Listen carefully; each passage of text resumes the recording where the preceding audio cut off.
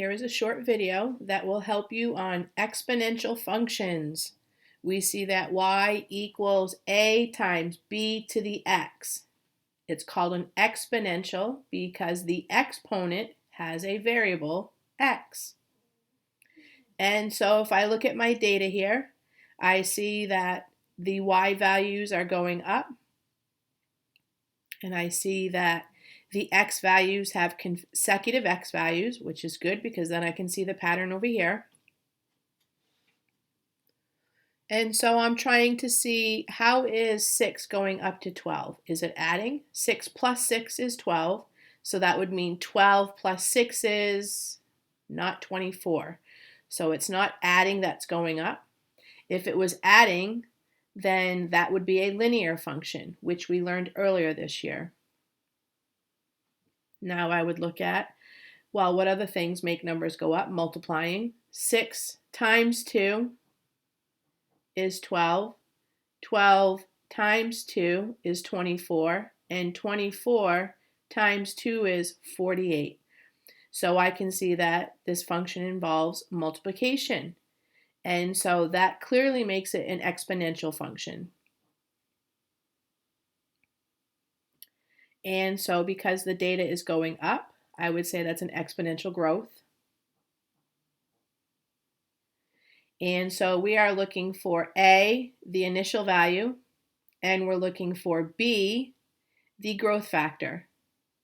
And so if I had A and B, then I could write my equation. So we did just find the growth factor here. This is how much the exponential is growing by. It's growing by a factor of multiplying by 2. So the growth factor would be 2. And the initial value is where the function is starting. In linear functions, that was known as the y-intercept. So when x is 0, then I can find that initial value a. If I see my data is going up by multiplying by 2, how could I find the y value when x is 0? I could go backwards. 24 divided by 2 is 12. 12 divided by 2 is 6, and 6 divided by 2 is 3. And so I can see my initial value a is going to be 3.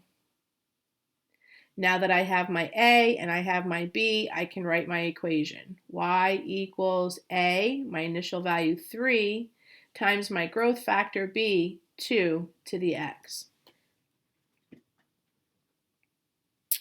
Here I look at my data and I can see I have, and so I look at my pattern and I can see that my numbers are going down. And so maybe, I don't know, 81 to 27 right off the bat, but if I looked at how is 27 going down to 9, I could see 27 divided by 3. 9 divided by 3 is 3. 3 divided by 3 is 1. And so here I can see this time that my growth factor is going down. That would make it an exponential decay. And so I'm left to find the initial value, and we just found the growth factor. The growth factor is dividing by 3, and we know that the same thing as dividing by 3 would be to multiply by 1/3. So B is a third. If I wanted to see an example of that, then I could say, okay, I have something being divided by 3, and that would be exactly the same thing as, there's my 1 in front of x, that would be the same thing as 1/3 times x. So I know dividing by 3 is the same thing as multiplying by 1/3. And so I know that my growth factor is 1/3. My initial value when x is 0 here is 81. And so now I can write my exponential function. Y equals a times b to the x. And so remember in Algebra 1, your teacher probably was saying if I had m and I had b, then I could write a linear equation.